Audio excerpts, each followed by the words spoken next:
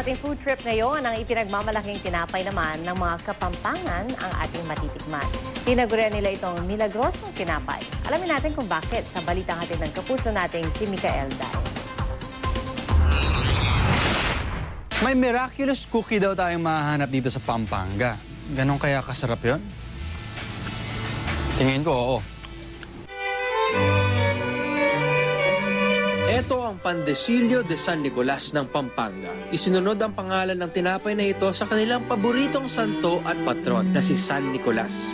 1600s pa raw ang tinapay na ito at sa paglipas ng panahon natutunang gawin ito ng mga Kapampangan. Kung tutuusin, walang special ingredient ang Pandesillo de San Nicolas. Gaya ng ibang tinapay, meron itong harina, baking powder, asukal, butter at itlog.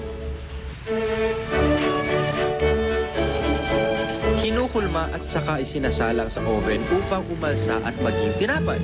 Pero may sikreto ito. Ang Pandesillo de San Nicolas ay isang specialty dito sa Mexico. Yan ay isang labor of love, meron siyang sacrifice at meron siyang devotion. At bakit kamo labor of love and devotion? Noong araw na wala pang orasan at tamang panukat ang mga taong sinauna, alam nyo ba ang sarili nilang mga kamay ang pinapasok sa bibingkahan o oven para malaman kung tama na ang temperatura ng init? Okay, magpapakatotoo ako. Kanino ko pa siya kinakain?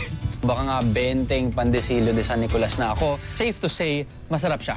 Mukha siyang biskwit o mukha siyang cookie. At mukhang bagay siya sa kape. Alam niyo naman, coffee drinker ako. Kahit walang kape, masarap. Kung may kape, talagang super sarap na yan. Promise. At para naman makuha kung sapat na ang oras ng pagsala ng tinapay, nagdadasal naman sila. 3 ama namin, 3 aba Ginoong Maria at 3 luwalhati sa ama na siyang hudyat na lutong-luto na ang tinapay. Kung isipin natin, tubig, harina at asukal lang to. Pero siguro nga dahil sa basbas ni San Nicolas, kaya napakasarap niya.